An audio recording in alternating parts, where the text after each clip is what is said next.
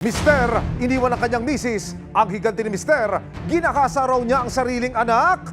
Matapos magtago, natiktikan ng mga otoridad ang suspect. Ayon, single dad and ready to mingle na raw online. Kwento ng inang itatago namin sa pangalang Tessie. May 3 taon na mula nang mag-alsabalutan siya at umuwi sa Leyte kasama ang mga anak. Hindi na raw kasi niya matiis ang hirap na pinagdaraanan sa kamay ng asawang si alias Ronnie. Nung pumupunta na po siya sa mga inuman, parang nagbago na po siya. Nagiinom, nagtatamad sa pagkabaho. January 2023, nagtungo raw si Ronnie sa Leyte para makipag-ayos sa dating asawa, pero si Tessie naka-move on na. Ayaw ko na po talaga makipagpalikat po sa kanya. Dahil nga po sa tamad po siya magtrabaho, dahil po sinasaktan niya po ako. Dahil dito, isinaman ni Ronnie pa Maynila ang kanilang 3 anak. Kabilang na rito ang panganay na itinago namin sa pangalang Maricar, 13 taong gulang. Sabi niya makapag-aral daw sa Maynila.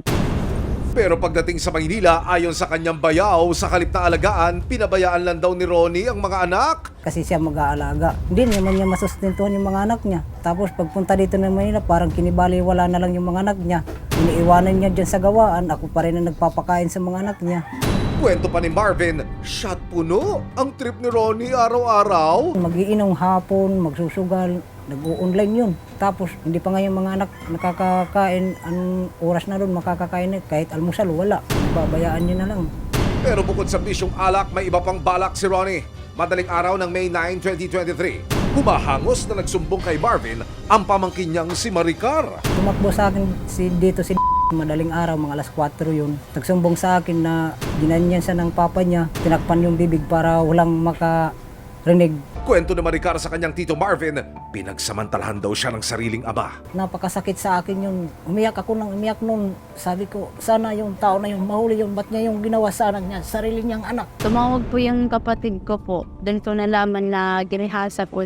Mahirap po kasi wala ako dun sa tabi niya. Hindi ko po siya may comfort man lang yung nararamdaman niya. Alam kong masakit para sa kanya dahil hindi po karapat-dapat yung nangyari sa kanya. Ang batang si Maricar, agad dinala ng kanyang tiyo sa City Social Welfare Office ng Pasig City. Pero matapos ang krimen, tumakas si Ronnie at hindi na muling nagpakita. Ang sinampang kaso sa kanya is under Article 266-A of the Revised Penal Code. In relation ito sa Republic Act 7610, ito nga yung child abuse. June 2023, ibinaba ang warrant of arrest laban kay Ronnie sa kasong panggagahasa. Hinanap ng Eastern Police District, DSOU, ang kinaroroonan niya. Doon natin nakita na active pa yung nickname niya na ginagamit niya sa Facebook, social media. At si Ronnie, single na raw at ready to mingle. May ginamit tayo rito lady asset hanggang sa nagbi-video calling silang dalawa, kapalagay ng loob. Kaya naman isang date ang ikinasa at ipinain ng Eastern Police District DSOU para malambat ang mailap na suspect.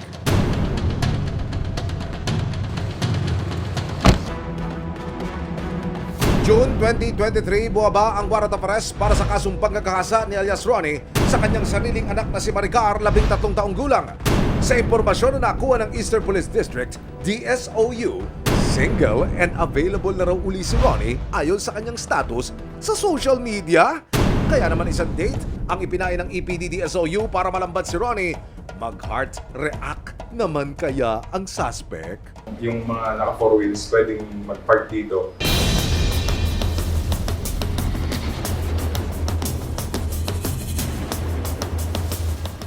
Sa isang fast food chain sa Quezon City ang meet-up ni Ronnie at ng kanyang kunwaring kadate.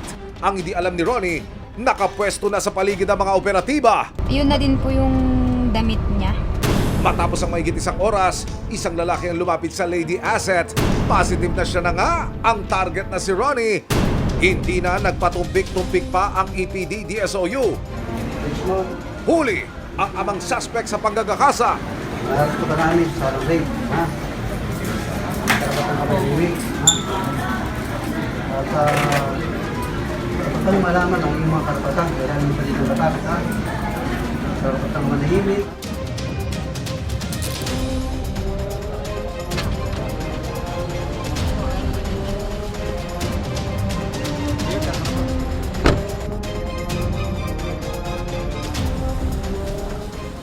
Nang makapareham ng resibo, ang suspect hindi niya itinanggi ang nagawang krimen. Ma'am, guilty po ako dyan, ma'am, kasi susurrender talaga ako. Paliwanag niya, Hindi ko talaga, lasing na lasing talaga ako. Sinabi ko naman sa'yo, anak, bago ka umalis, nag-sorry ako sa'yo. Sorry talaga, anak, sorry.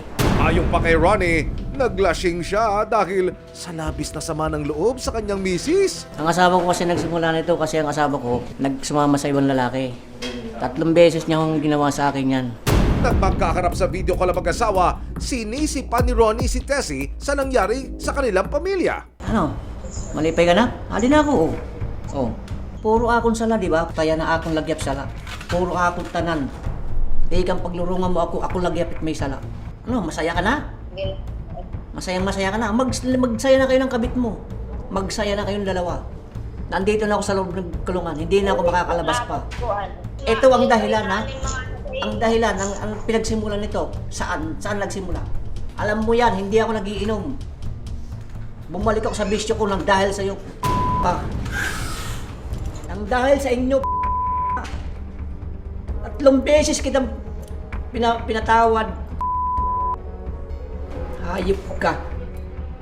Itong naging bunga. Noon hindi ako umiinom. Hindi naman po ako dapat sisihin dahil siya po yung may gawa nun eh. Kung sinisisi man niya ako dahil sa naghiwalay kami.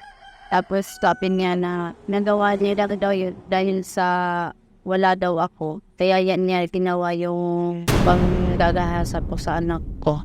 Kasalukuyang nakapiit sa Pasig City Police Station ang suspect na si alias Ronnie. Samantala, nananatili naman sa pangalaga ng City Social Welfare Office ng Luzon ang menor de edad na si Maricar. Nangingi ng sorry, hindi niya yung papa niya. Sabi niya, pa, ba't ginawa mo yun sa akin? Sa pagkakahuli ni Ronnie, hiling ng pamilya ang tuluyang paghilom ng bawat isa, lalo na ang naranasan ng batang si Maricar. Anak, tutulungan ko kita hanggang sa ma-resolve yung kaso, hanggang sa matapos yung problema natin. Hindi kita bibigyan, pangako ko yung spell.